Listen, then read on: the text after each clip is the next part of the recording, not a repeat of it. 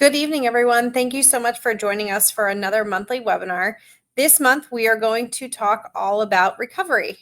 So as a reminder, our Ready Fairfax program is our program that's designed to go out into the community and educate our residents on how to respond to, prepare for, and recover from emergencies. So we're on that last little bit of recovery now. Can you believe it? We're almost all the way through of 2023. So just a little snapshot of our calendar. We are currently in October, where we're going to talk about recovery and what you do to recover from a disaster. And then next month, we're going to talk about mitigation and what steps you can do to protect your property. And then in December, we're going to round off the year and talk about how to make a neighborhood plan. So those things that you can do in your neighborhood to make sure that you guys are ready for anything. So we're going to go through our workshop today. And like I said, we're going to talk about the recovery phase. But this is always, goal to make sure that you are learning something new. So if you have any questions, please feel free to put them in the chat.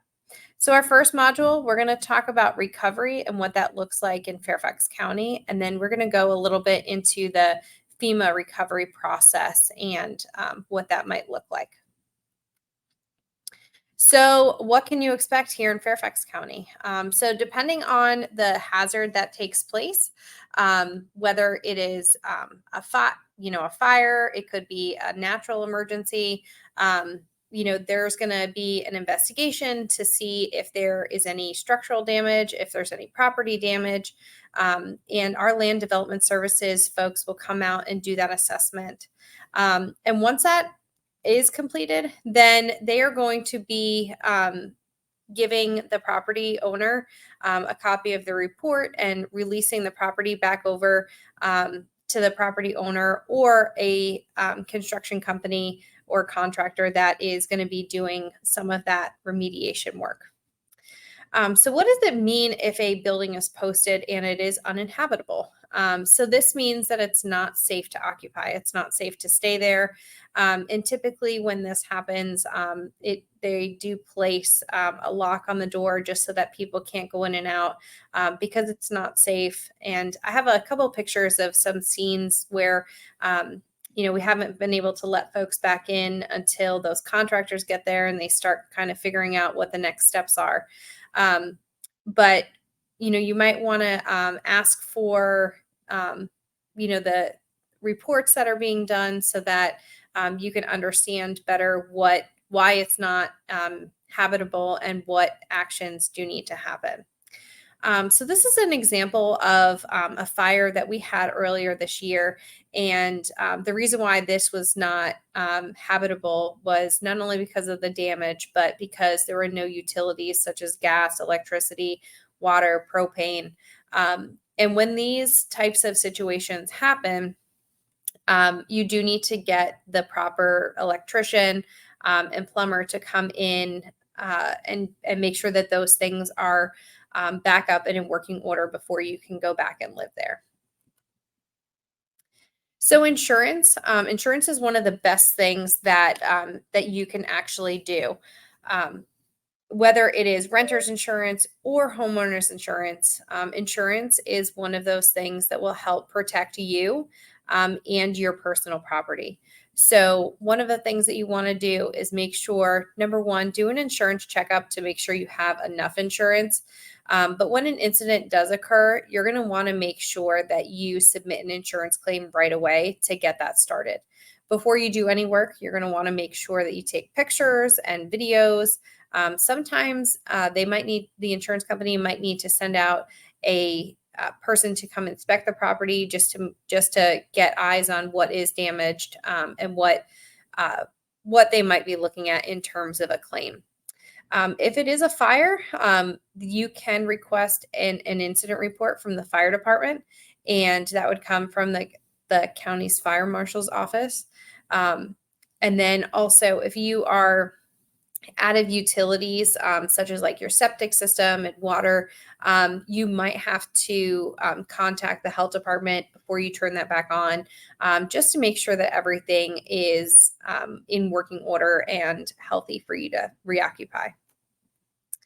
So property assessments, before you go and do any remediation or construction, you're going to want to make sure that you have logged into the um, land development services. They have a property damage database.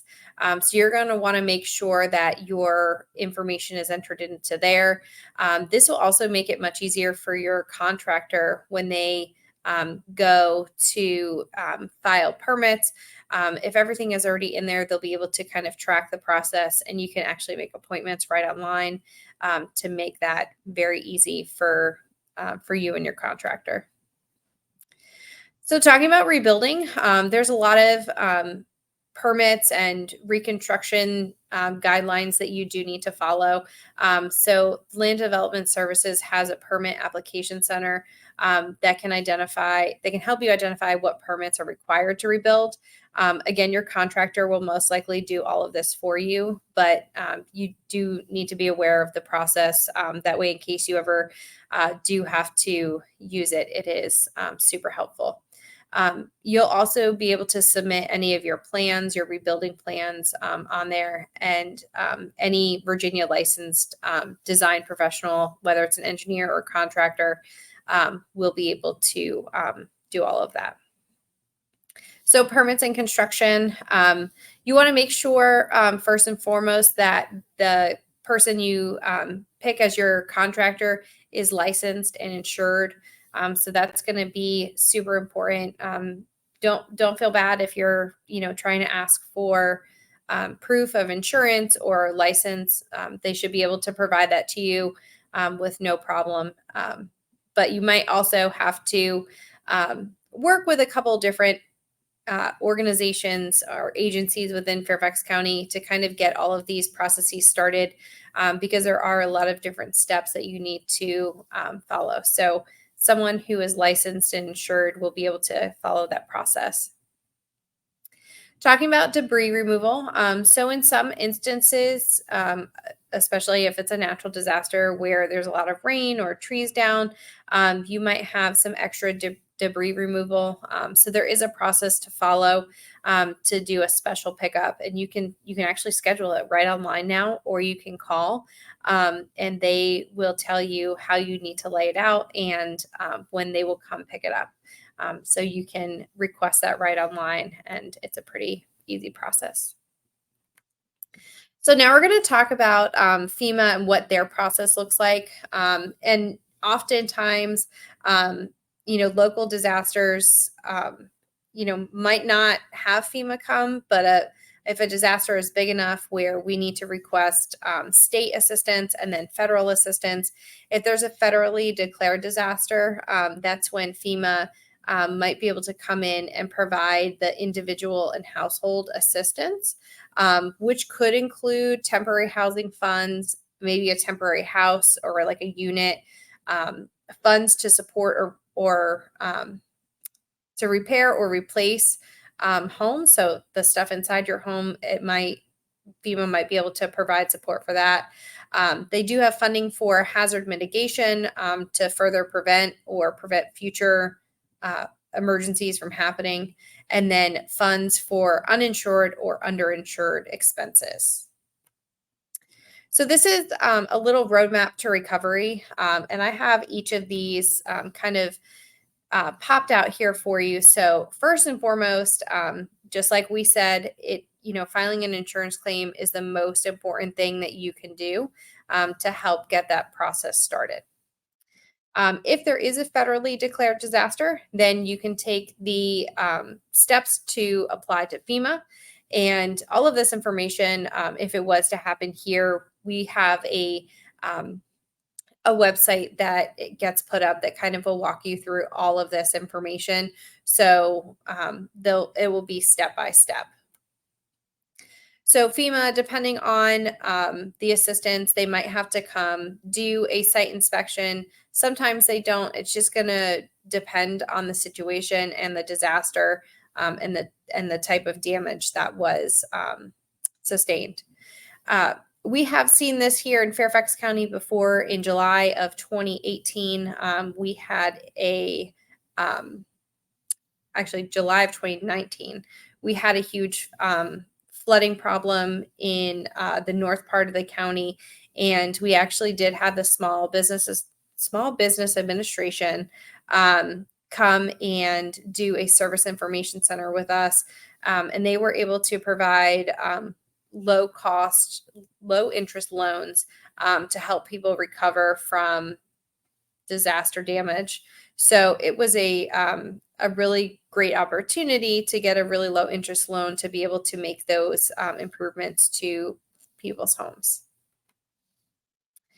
And then the last step on FEMA's little road to recovery here is the decision. So they'll be able to let you know what type of assistance they are able to provide and what that will look like, and kind of how everything will happen and get laid out. Sometimes it might be a direct deposit with cash assistance, or it might be direct housing, whether it's a trailer or some other type of house dwelling. So I know this was a quick one, but we just wanted to give you a little bit of information about recovery. And then next month, we are going to be talking about mitigation. So in February, we talked about all the different hazards that can affect our area here in Fairfax County. So in November, we're going to talk about the different mitigation efforts that we can do to prepare for those specific hazards. So stay tuned for next month, and we look forward to having you again. Thank you.